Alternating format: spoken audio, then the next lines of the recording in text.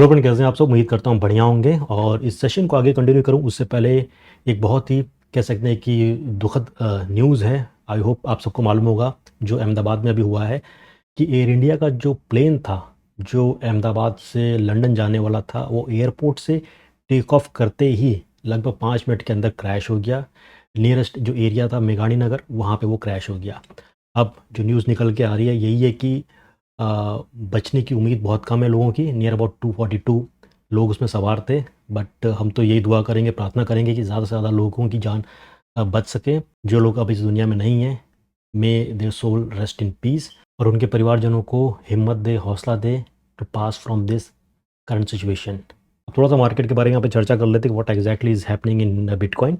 और यहाँ पे आप चार्ट देख सकते हैं कि रिसेंटली बिटकॉइन ने वापस एक पीक मारा 1,10,447 के आसपास। फिर वहाँ से ये नीचे की तरफ आ रहा है। तो राइट में यहाँ पे आप देख सकते हैं 4 आवर्स का जो चार्ट है, यहाँ पे वाइट वाला जो है वो 20 EM में है और रेड वाली जो है वो 50 EM में है। तो पहले भी हमने देखा था कि 50 के आसपास जो मूविंग एवरेज था वो सपोर्ट की तरह ऐड कर रहा था। और अगेन जो प्राइस को एक सपोर्ट मिला है वो 50 के आसपास मिला है।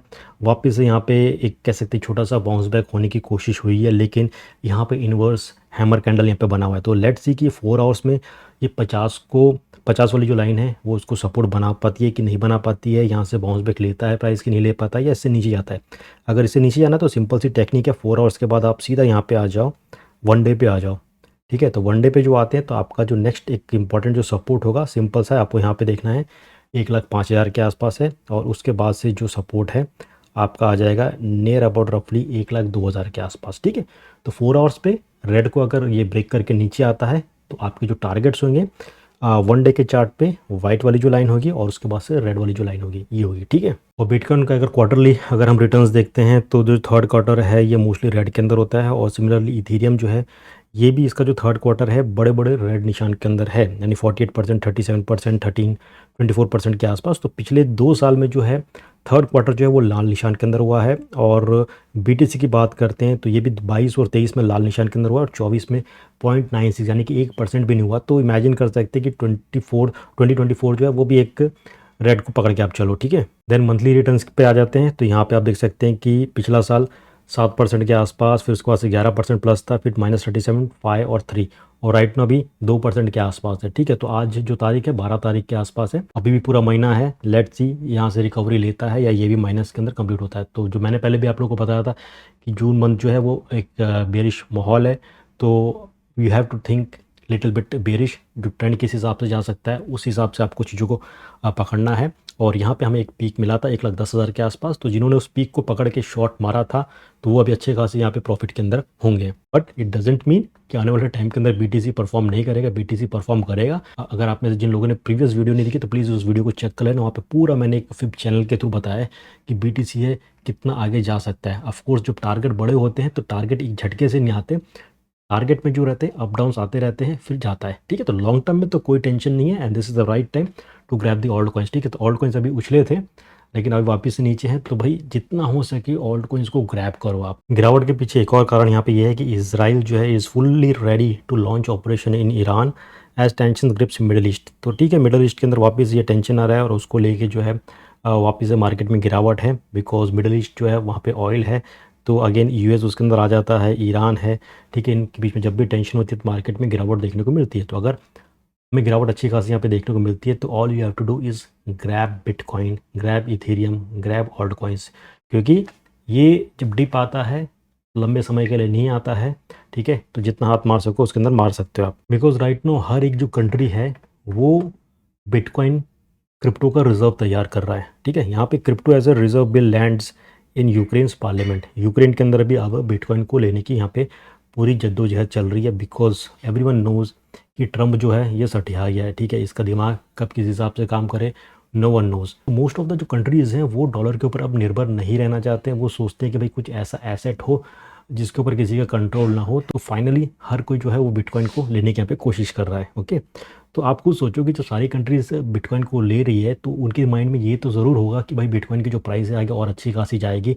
अभी 1 लाख है, 1,10,000 है, तो आने वाले टाइम के अंदर ये ऑफकोर्स 2.5 लाख जा सकता है, 5 लाख जा सकता है, 1 मिलियन भी जा सकता है। ठीक है, तो बिकॉज वो लिमिटेड है, तो जितना ये कम होगा उतना ज़्यादा जो है इसकी वैल्यू बढ़ेगी आगे चल के, ठीक है। नेक्स्ट मैं ये कहूँगा कि सोलाना जो है इसके ऊपर प्लीज़ नज़र बना के रखो, बिकॉज सोलाना का ETF जो है उसकी बहुत जल्दी अप्रूवल आ सकती है, आने वाले 3-4 महीने के अंदर आ सकती है। SEC जो है उसके पास रिक्वेस्ट आ रही है, फाइलिंग्स वगैरह हो रही है, तो ये भी आपको न्यूज़ एक झटके से मिलेगी। तो जो प्राइस अभी आपको आपको ये दिख रही है 150 के आसपास दिख रही है, 160 के आसपास दिख रही है, ये वापस से आपको 200, 250, 300 के ऊपर ज़रूर देखने को मिलेगी, ठीक है। तो सोलाना जो है इतने नीचे बैठने वाला नहीं है, स्टिल ये अच्छे खासे इसने सपोर्ट बना लिया है, नियर अबाउट 123 से ऊपर की तरफ इसने एक अच्छा खासा सपोर्ट बना लिया, ठीक है। तो इसको भी मिस आउट मत करो, ऑफकोर्स इसका ETF आने वाले टाइम के अंदर ज़रूर आएगा। नेक्स्ट एक बड़े वेल ने कह सकते हैं कि 114 मिलियन वर्थ डॉलर जो है ये इथीरियम को यहाँ पे शॉर्ट किया हुआ है। और यहाँ पे अगर मैं हाइपर स्कैन पे जाता हूँ, इनकी डिटेल्स निकालता हूँ जो पर्टिकुलर एड्रेस है, तो near about right now 10.4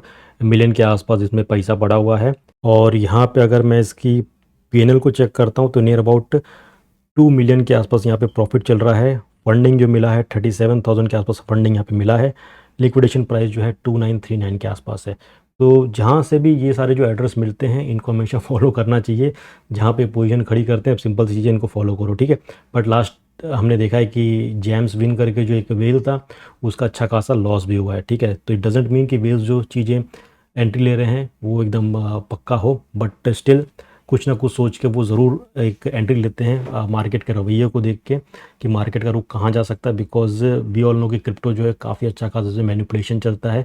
so somehow they know from the inside कि आने वाला नेक्स्ट मूव क्या हो सकता है। फाइनली जो लोग इथेरियम के अंदर शॉर्ट कर रहे हैं उनको एक थोड़ा सा आपको ओवरव्यू दे देता हूँ जो ऑलरेडी मैं एक्स हैंडल पे शेयर करता हूँ। बियरिश सिनेरियो क्या हो सकता है कि अगर ये 2700 का जो लेवल है इसको होल्ड नहीं करता है तो प्राइस जो है वापस से 2630 के आसपास एक मिड चैनल है वहाँ पे थोड़ा सा सपोर्ट लेने की कोशिश कर सकता है। अगर वहाँ पे भी नहीं मिलता है तो 2500 के आसपास इसको एक सपोर्ट मिलने की उम्मीद है। अगर 2700 से ये ऊपर की तरफ रहता है तो इसको जो इंपॉर्टेंट एक रेजिस्टेंस है 2880 का है, और अगर वो उससे ऊपर जाता है 3000 से ऊपर जाता है तो आप इथेरियम के अंदर पॉजिटिव हो सकते हो, यानी कि इन शॉर्ट कह सकता हूँ 2800 से अगर ऊपर आता है then go for a long for a target of 3000, ठीक है। ये सेंटर वाली जो लाइन है यहाँ से प्राइस आ रहा है, अगर प्राइस यहाँ पे सेंटर वाली लाइन से बाउंस बैक लेता है तो अच्छी बात है।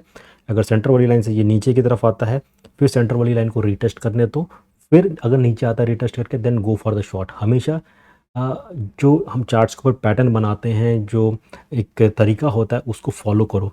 सीधा नीचे आ रहा है शॉर्ट मत करो, नीचे आ रहा है रीटेस्ट करने दो, फिर नीचे आता है then only you do the short, ठीक है। तो दोस्तों this was a quick update on BTC Ethereum. थोड़ा सा आपको मैंने आइडिया दे दिया कि what exactly is happening the market, whales exactly क्या कर रहे हैं। तो लेट्स वेट एंड वॉच कि आगे क्या हो सकता है। बट अगेन जो लेवल्स हैं लेवल्स को पकड़ के चलो, रेजिस्टेंस है सपोर्ट उसके ऊपर ध्यान दो, और ट्रेंड लाइन जो है उसको सही से अगर आप ड्रॉ करोगे तो आपको ज़्यादा तामझाम की ज़रूरत नहीं है, उसको लेके ही और सपोर्ट एंड रेजिस्टेंस को लेके ही आप अच्छा खासा यहाँ पे ट्रेड कर सकते हैं। इफ़ यू वांट कि मैं एक ट्रेंड लाइन के ऊपर अलग से एक वीडियो बनाऊँ, बिकॉज ट्रेंड लाइन बनाने का तरीका भी कुछ अलग होता है। बहुत सारे लोग क्या करते हैं सिंपल सी लाइन ड्रॉ कर देते हैं, ऊपर एक नीचे ड्रॉ कर दी बस उस पर काम चलाते हैं, बट बहुत सारी और चीज़ें लगती हैं तब जाके आपको एक पुख्ता रिजल्ट सामने दिखता है। तो if you want let me know in comments, उसके ऊपर मैं नेक्स्ट वीडियो ज़रूर कर दूंगा। ये वीडियो पसंद आए तो लाइक प्लीज़ ज़रूर ठोक देना, चैनल को प्लीज़ सब्सक्राइब कर लीजिए।